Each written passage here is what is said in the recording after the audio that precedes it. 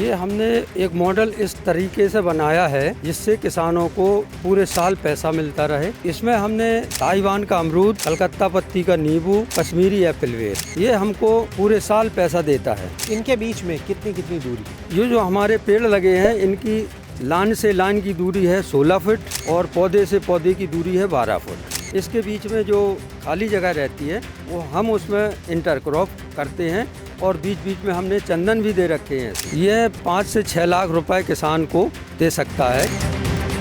एक किसान जो अपनी खेती के मॉडल को एटीएम मॉडल कहता है। एक किसान जो अपने खेत की मेढ़ों से भी लाखों रुपए की आमदनी हो सके, कुछ इस तरह से काम करता है। तो आखिर क्या है खेती का ये एटीएम मॉडल?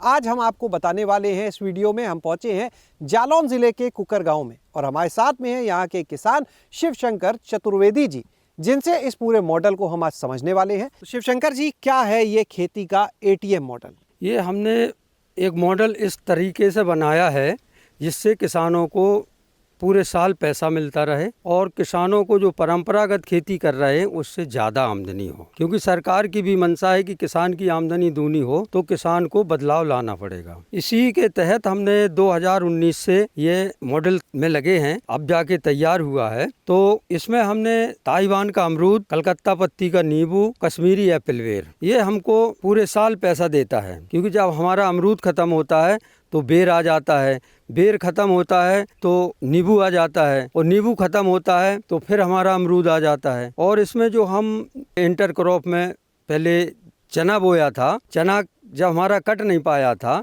तो हमने उसमें लौकी सेट कर दी थी। जब लौकी काफ़ी बड़ी हो गई, फल देने लगी, फिर हमने उसमें भिंडी बो दी। तो आज हमारी भिंडी भी चल रही है, लौकी भी चल रही है। इस तरह से हमको एक्स्ट्रा आमदनी मिलती रहती है। ये जो आपने पेड़ लगाए हैं, जैसे अभी हम देख रहे हैं अमरूद के हैं, इनके बीच में कितनी कितनी दूरी? ये जो हमारे पेड़ लगे हैं इनकी लाइन से लाइन की दूरी है 16 फुट और पौधे से पौधे की दूरी है 12 फुट और बीच बीच में हमने चंदन भी दे रखे हैं इसमें, जिससे आने वाले समय में हमको बहुत अच्छा बेनिफिट मिले। और जो हमने मेड़े, किसान मेड़ों को यूँ ही छोड़ देते हैं, तो हमने चारों तरफ मेड़ों पे महोगनी लगा रखी है जो हमको आने वाले समय में करोड़ों रुपया देगी। कुल कितने पेड़ अमरूद के, कितने पेड़ यहाँ पर नींबू के और एप्पल बेर के, पूरा समझाएं आप।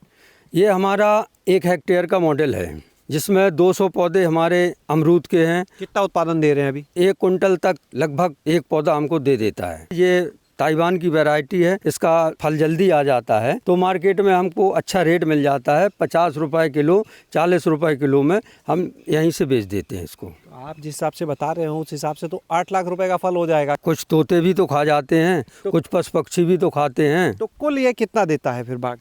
ये हमको लगभग 2 से 2.5 लाख रुपया दे देता है अमरूद। जी हाँ। इसके बाद एप्पल बेर जो है वो कितना लगा है और उससे कितनी आमदनी? एप्पल बेर हमको 60 से 70 हज़ार रुपये, 80 हज़ार रुपये तक दे देता है। क्योंकि यहाँ एप्पल बेर कम लोगों के पास है तो लोग आते भी हैं यहाँ, तो उनको गिफ्ट भी करना पड़ता है हमको। तो इसलिए उत्पादन तो हमको एक पौधे से 1 से 1.5 कुंटल तक हो जाता है। नींबू कितना लगा है, कितना उत्पादन? नींबू हमारा 200 पौधे हैं तो एक पौधे से हमको लगभग 35 से 40 किलो उत्पादन मिल जाता है। और कुल अगर बात करें उसमें भी भाई कुछ नुकसान होता होगा, सारे पौधे एक समान नहीं देते। औसत बात करें नींबू से कितना पिछले साल मिल गया? पिछले साल हमको लगभग 1.5 लाख रुपए उससे मिला था, क्योंकि यहाँ तूफान आ गया था तो तूफान से हमारे सारे पौधे डिस्टर्ब हो गए थे।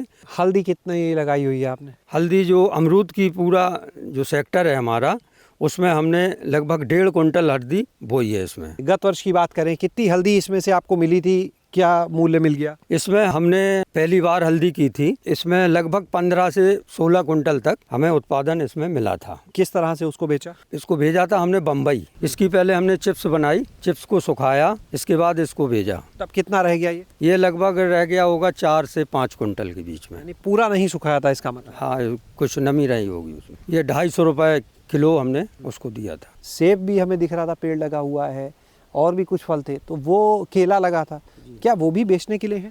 नहीं, व्यापारिक दृष्टि से केवल अमरूद, नींबू और एप्पल बेर है।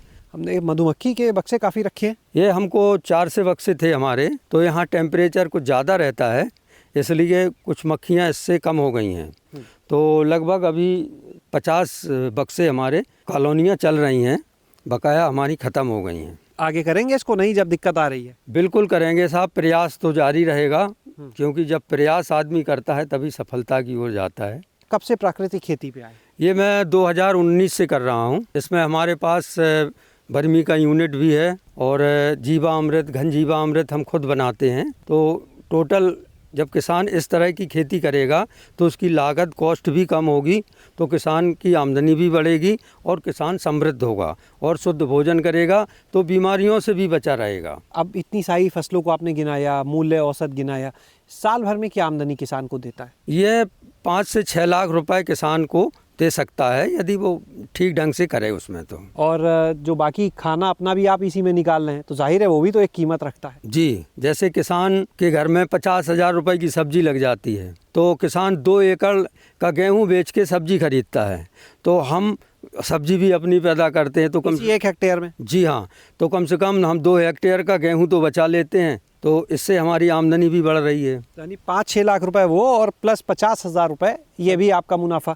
जी हाँ। भिंडी की हम बात करें, बहुत ज़्यादा मात्रा में तो निकलेगी नहीं, इतनी थोड़ी सी है, तो फिर इसको बेचते कैसे हैं? ये हमारे यहाँ इतनी दुकानें हैं, गांव का इतनी पॉपुलेशन है हमारी, तो हमको कहीं जाना भी नहीं पड़ता है। लोग जानते हैं कि ये प्राकृतिक खेती करते हैं, जहर नहीं डालते हैं, जहर मुक्त खेती करते हैं, जहर मुक्त सब्जियां देते हैं, तो लोग हमारे यहाँ से ले जाते हैं। दाम क्या कोई अलग ले पाते हैं फिर इन चीज़ों का?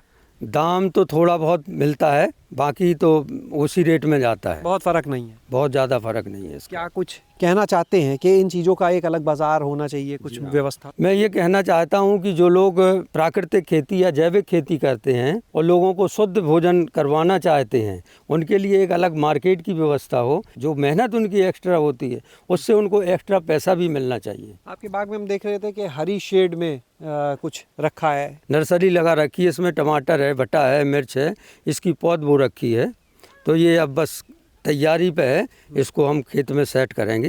यानी जितनी भी चीज़ें हैं खुद ही इसकी पौध भी आप तैयार कर रहे हैं? जी जी हाँ। तो इससे तो और आपको बेहतर रहता होगा, मतलब सस्ता रहता होगा, चीज़ें खुद ही तैयारी जब करके लगाते हैं। बिल्कुल सस्ता, तो बाजार से नर्सरी खरीदते हैं? बिल्कुल सस्ता रहता है, क्योंकि उद्यान विभाग हमको पूरा सपोर्ट करता है और उद्यान विभाग से हमको सीड भी मिल जाता है, तो हम उसको खुद जर्मिनेट करके उसको तैयार कर लेते हैं। आप अपना कोई नंबर, फ़ोन नंबर बता दें, हमारे जो दर्शक सुन रहे हैं, आना चाहें, कुछ सीखना चाहें आपसे। जी, मेरा नंबर है 93 69 93 26 00। बहुत बहुत धन्यवाद आपका। तो आपने देखा इस पूरे मॉडल को और समझ गए होंगे कि आखिर ये किसान अपने इस पूरे खेती के मॉडल को प्राकृतिक खेती का ATM मॉडल क्यों कहता है। शैलेश अरोरा, गाँव जंक्शन। गाँव जंक्शन को सभी सोशल मीडिया प्लेटफॉर्म्स पर फॉलो करें। व्हाट्सएप चैनल और जीमेल आईडी पर भी संपर्क साध सकते हैं।